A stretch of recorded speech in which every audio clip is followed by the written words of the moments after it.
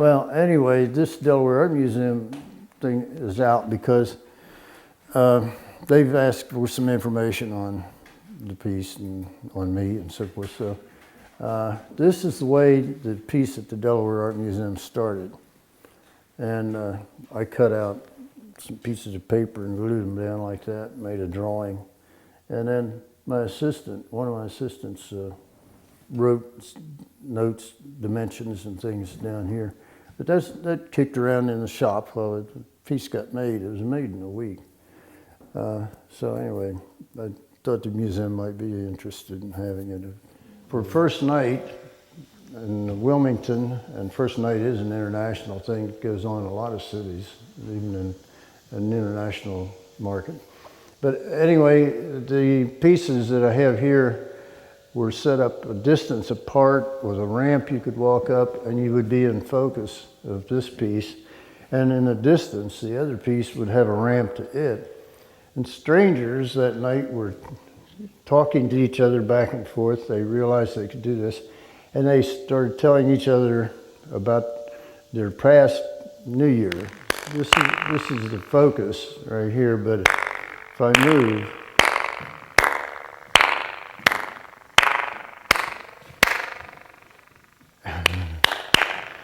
you can play all kinds of games with this, but you can stretch them for great distances and so forth. But they've been shown in several exhibitions. I think the first one I started with was in New York, but they've been to Germany and other places. So it's 10 feet and 20 feet long. And it's set up so that you can talk to people coming out of a building in the distance. And it kind of freaks people out when they're walking down the steps and somebody's talking to them in their ear, and they look around and can't find the person talking to them. So anyway, some of these go back to student days, but that one's a few years ago. And my first sculpture is that one called Ornithic, done when, well, let's see, that'd be about 1953. Mm-hmm.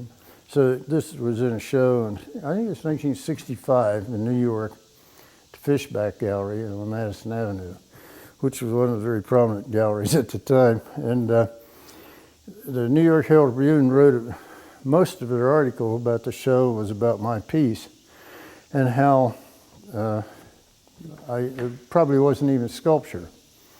But they've been out of business for a long time, and I'm still in business making noisy boxes and things. So.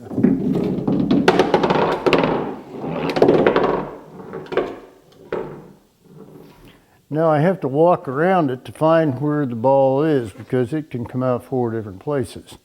So that makes me then much more aware of the form of this thing if I have to work with it and see the form. Here, I believe, yeah. I thought I heard it there, so there it is. Let's try it this way.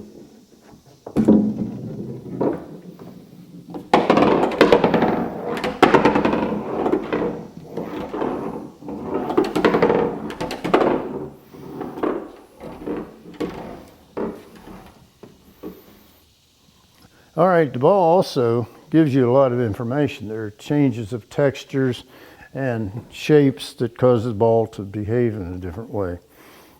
Now, if you wanted to hear one that's similar, but we might put it in this.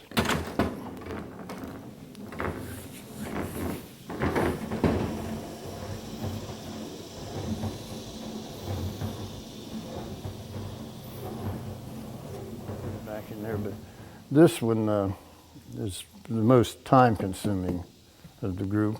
But can you tell us what's in there that made it? I mean, it looks so small, but the sound just took so long. I even recently had an engineer in here, and he decided it was switches that it was setting off and so forth. But if I tell you, it takes away the magic. See? Fair enough. Okay. So I was talking with students about getting information by the ear that you normally get by the eye. A car going by is a line that goes up, dimensions, down, And also, if it runs over rough texture, pavement, bricks, and so forth, it makes a sound and gives you the information on texture. So I moved my easel aside because I was a painter and I made a box that was listening, trying to make a sculpture to listen to. So then I seemed to take a while to get back to my canvas because I was making these boxes and exhibiting them. So that's where I really believe that's where the idea came from. So, and a lot of these sculptures that I have outside, they come from going in buildings and listening to echoes and just information I got by the ear. Also, I was a hunter as a kid, and that's the way you listen to the sounds of the wood and the landscape so that you could find that difference, the change in sound that gave you the information to know where the squirrel was or the rabbit or whatever. Yeah, well, this one, it was kind of fun just to see how it's made, see? It's really tough, huh? But anyway, my father had honeybees, and as a kid I got stung a lot, but anyway, if you put your ear to this, you can hear the bees buzzing. And so that was an inspiration for this. But also it's got optical effects, like a kaleidoscope almost, as you look through it. So forth. So, but there is one place, if you get in the right place and look through it and let yourself do it, this thing will begin to swell and people lose their balance. I've heard people in the shows and exhibitions yell and say, that thing is dangerous.